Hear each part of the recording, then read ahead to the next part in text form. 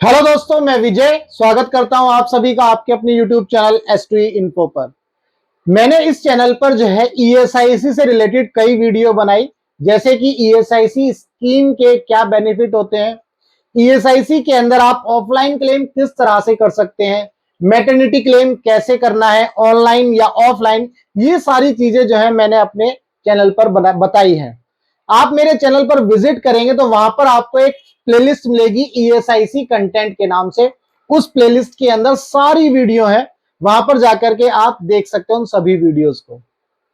अब ये वीडियो बनाने के बाद मेरे बहुत सारे व्यूअर्स हैं जो मुझे कॉल करते हैं, अपनी प्रॉब्लम शेयर करते हैं, मुझसे सलाह भी लेते हैं।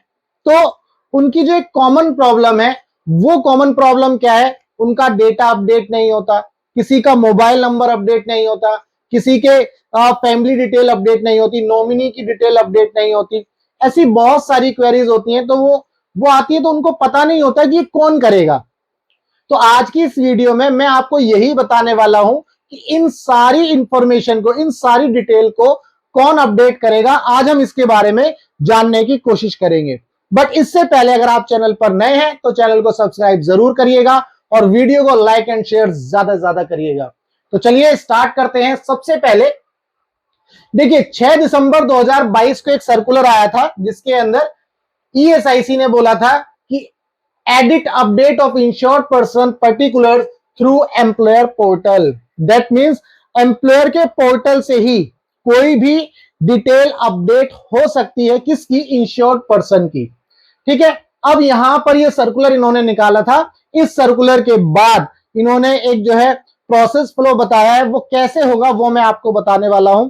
आप वीडियो में लास्ट तक बने रहिएगा और आपको ये जानकारी मिल जाएगी। चलिए, एडिट डिटेल्स, साथ में इन्होंने जो है सर्कुलर के साथ ये प्रोसेस फ्लो बताया था, या वर्क फ्लो आप इसे बोल सकते हैं।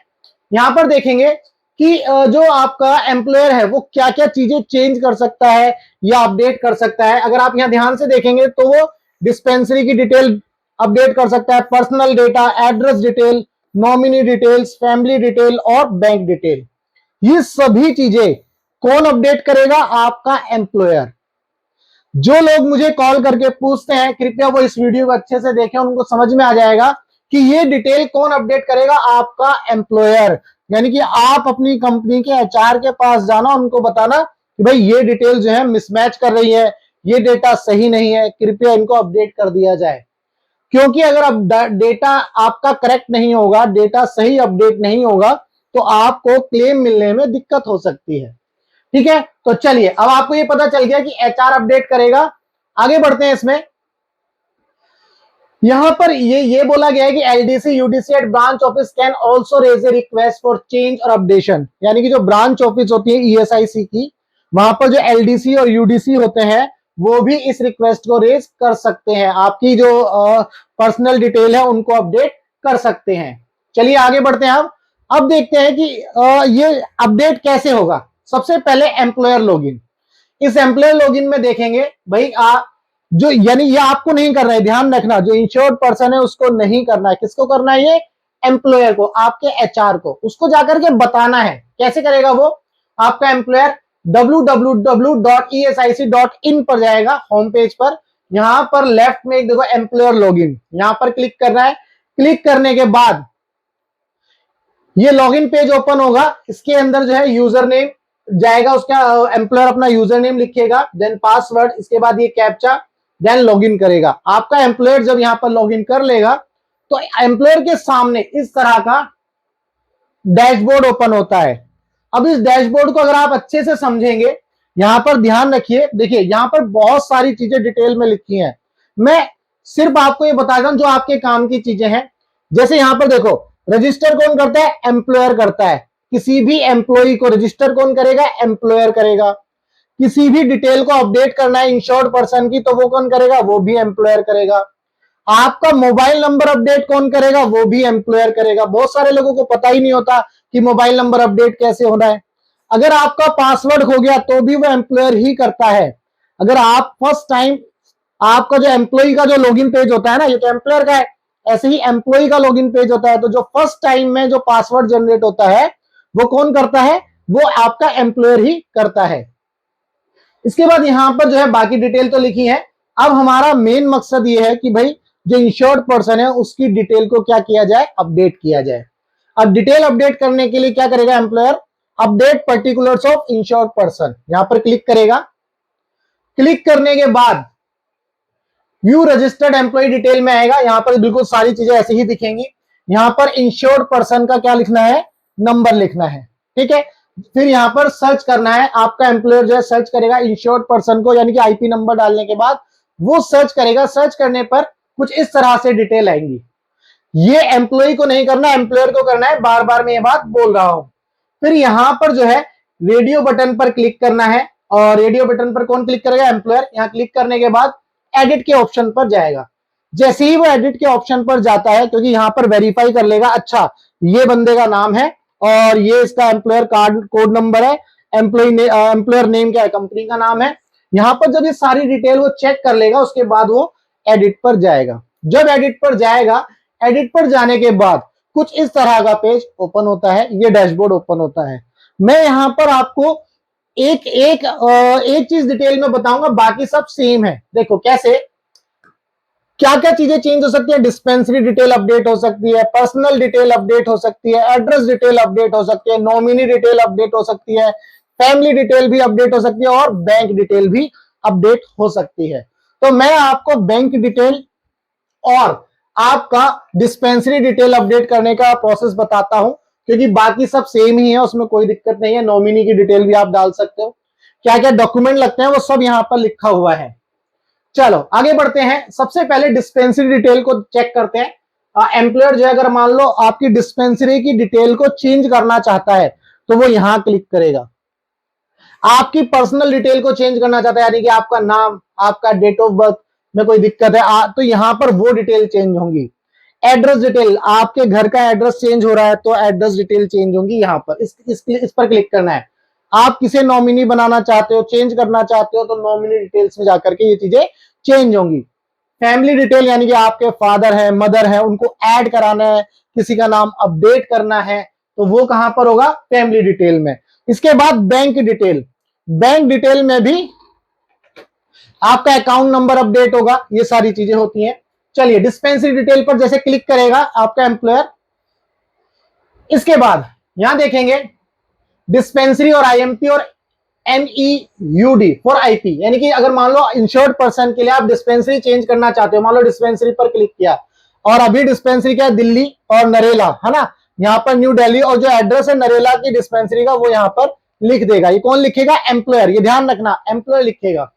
इसके बाद अगर फैमिली के लिए डिस्पेंसरी अलग करना चाहते हैं, अगर फैमिली के लिए डिस्पेंसरी अलग करना चाहते हैं, मतलब एम्प्लॉय के लिए डिस्पेंसरी अलग और एम्प्लॉय की फैमिली के लिए डिस्पेंसरी अलग, तो फिर यहां देखोगे आप डिस्पेंसरी फॉर फैमिली, तो डिस्पेंसरी पर क्लिक करेंगे और यहां पर ये डिटेल भरेंगे। नेक्स्ट पर जाएंगे। देखो तो जैसे यहां पर अगर मान लो किसी एम्प्लॉय के लिए डिस्पेंसरी डिटेल अपडेट करनी है, तो यहां पर सिलेक्ट करेगा ड्रॉप डाउन मेन्यू से कोई भी डिस्पेंसरी। मान लो दिल्ली में एम्प्लॉय वर्क करता है, तो दिल्ली में जितनी भी डिस्पेंसरी होंगी यहाँ ड्रॉप डाउन ओपन होगा और बहुत सारी डिस्पेंसरी यहाँ पर खुल के आ जाएंगी।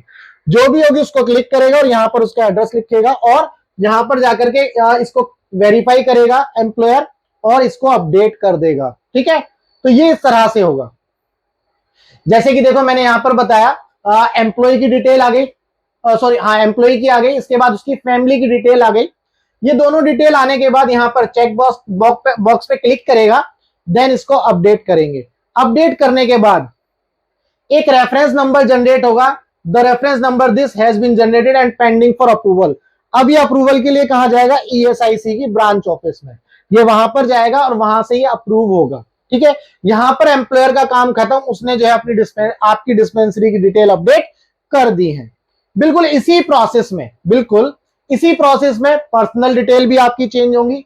पर्सनल डिटेल में भैया आपको मान लो आप पहले अनमैरिड थे, अब मैरिड हो गए, तो है ना ये सारी डिटेल चेंज हो सकती है। आपकी डेट ऑफ बर्थ में अगर कुछ करेक्शन करनी है, हो सकता है गलत डाल दी हो आपके एम्प्लॉयर ने, तो उसको अपडेट करना है। आपके नाम में किसी में कहीं पर बाई मिस्टेक कुछ हो गया हो, एक आध जो वर्ड है वो इधर उधर हो गया हो, हिल गया हो, है ना, तो यहाँ पर ये सारी डिटेल अपडेट हो सकती है। ऐसे ही पर्सनल डिटेल में जाना है, पर्सनल डिटेल के जैसे यहाँ पर पैन कार्ड, यहाँ पर जो भी डॉक्यूमेंट आप चूज करोगे वो डॉक्यूमेंट यहाँ पर अपलोड करना है, तो ये एम्प्लॉयर करेगा। आप कुछ नहीं करोगे, बस आपको तो ये पता होना चाहिए कि आपका एम्प्लॉयर कौन कौन सी चीजें अपडेट कर सकता है। अगर आपका एम्प्लॉयर आपको बोलता नहीं नहीं हम नहीं कर सकते ये, तो उसको बताना है कि सर आप कर सकते हो, आपको ही करना है, ये मुझे नहीं करना। ठीक है, चलो, तो यहां पर ये सारी डिटेल अपडेट हो सकती है। पर्सनल डिटेल मैंने बता दी है। इसके बाद पर्सनल डिटेल हो गई। एड्रेस डिटेल अगर आपको चेंज करनी है तो एड्रेस डिटेल भी आपकी इसी तरह से चेंज होंगी, है ना, जैसे एड्रेस डिटेल चेंज होंगी। अगर नॉमिनी की डिटेल चेंज करनी है तो नॉमिनी की डिटेल भी इसी तरह से आपकी चेंज होंगी। ठीक है, जो जो डॉक्यूमेंट चाहिए वो यहां पर लिख रहा है। इसको अगर मैं बताने लगूंगा तो ये वीडियो जो है बहुत लंबी हो जाएगी, ज्यादा लेंथ की हो जाएगी, तो आपको मजा भी नहीं आएगा वीडियो देखने में। सिर्फ इसका जो मेन पॉइंट है वो ये समझना है कि एम्प्लॉयर को क्या क्या चीजें करनी है, एम्प्लॉयर क्या क्या चीजें चेंज कर सकता है। तो नॉमिनी डिटेल भी वो कर सकता है, फैमिली की डिटेल भी भरेगा। हम सीधा बैंक डिटेल पर आ जाते हैं। बैंक डिटेल को अपडेट करना है, क्योंकि ये बहुत सारे लोगों की प्रॉब्लम है कि बैंक डिटेल जो है अपडेट ही नहीं होती है। तो जी अब आप बात करते हैं हम बैंक डिटेल की। चलो, तो अब जो है हम बैंक डिटेल पर पहुंचते हैं। ये फैमिली डिटेल ही अभी, ये आ गया जी बैंक डिटेल। अब एम्प्लॉयर क्या करेगा, बैंक डिटेल पर जाएगा। बैंक डिटेल पर जाने के बाद अब उसको अपडेट करेगा, है ना, क्लिक कर दिया। इसके बाद इंश्योर्ड पर्सन का नंबर यहां पर दिखेगा, आईपी नेम यहां पर दिखेगा। इसके बाद यहां पर क्या करेगा, जिस भी बैंक में उसका अकाउंट है या जिसमें उसे चेक करना है या चेंज करना है, तो यहां पर वो आईएफएससी नंबर डालेगा। कौन डालेगा, एम्प्लॉयर डालेगा। ठीक है, एम्प्लॉयर यहां पर आईएफएससी नंबर डालेगा और सर्च करेगा। सर्च करने के बाद यहां देखो, अब यहां पर डिटेल आ जाएंगी जो भी एम्प्लॉय ने पहले डिटेल भर रखी थी। बैंक का नाम क्या है भाई, इंडियन बैंक। ब्रांच कहां पर है, जेपी नगर में। ठीक है, इसके बाद अकाउंट नंबर क्या है एम्प्लॉय का, वो ये है ना, बैंक में। और ये आईएफएससी नंबर है।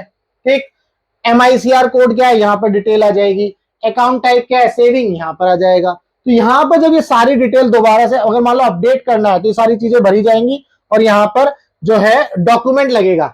डॉक्यूमेंट आपका जो है अब यहां पर जैसे हो सकता है आधार कार्ड लगे, और वो डॉक्यूमेंट आपका लगेगा और उसको क्या कर देना है, आपको अपडेट कर देना है या अपलोड करके इसको सबमिट कर देना है। ठीक है, तो ये आपका एम्प्लॉयर ही करेगा। ठीक, जैसे यहां पर ये सारी चीजें अपलोड हो जाएंगी तो बैंक डिटेल एडेड सक्सेसफुली, जो बैंक की डिटेल है वो ऐड हो जाएंगी सक्सेसफुली। तो ये था पूरा का पूरा प्रोसेस, जिसके अंदर मैंने ये बताया कि किसी एम्प्लॉयर को आपकी कौन कौन सी डिटेल चेंज करने का अधिकार है, वो कौन कौन सी चीजें चेंज कर सकता है। अगर आपको कोई एम्प्लॉयर मना करता है तो आप उसको जाकर के रिक्वेस्ट करो, उसको बोलो कि सर आपको करनी है ये और आप करिए इसको।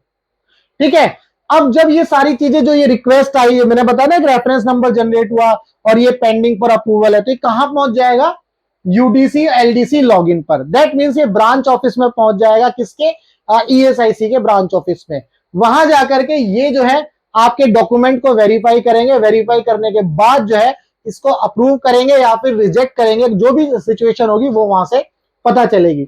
अगर इसके बाद अगर मुझे कुछ लगता है कि भाई अगर आपको इसमें भी कोई कमेंट है या किसी का ऐसा कोई क्वेरी है कि ये अभी अप्रूव नहीं हुआ, तो मैं जो है इसके बाद इस वीडियो को बनाऊंगा। अदरवाइज ये काम तो ईएसआईसी वालों का है, ईएसआईसी वाले करेंगे इसमें, तो इसमें वीडियो बनाने की जरूरत तो है नहीं, क्योंकि आपसे रिलेटेड नहीं है ये।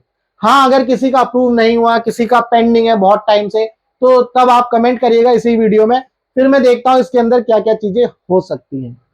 तो आज की इस वीडियो में दोस्तों मैंने आपको ये बताया कि कौन कौन सी डिटेल अपडेट करी जा सकती है बाय एम्प्लॉयर, और आपको एम्प्लॉयर को ही प्रेशराइज करना है कि भाई ये डिटेल अपडेट करनी है। उम्मीद करता हूं आपको ये वीडियो अच्छी लगी। इस वीडियो में जो कंटेंट मैंने आपको बताया वो अच्छा लगा। अगर वीडियो अच्छी लगी तो इस वीडियो को जो है लाइक करना, शेयर करना और चैनल को सब्सक्राइब करना मत भूलना। तो चलिए मिलेंगे हम अपनी नेक्स्ट वीडियो में, तब तक के लिए good bye, tata, take care, जय हिंद।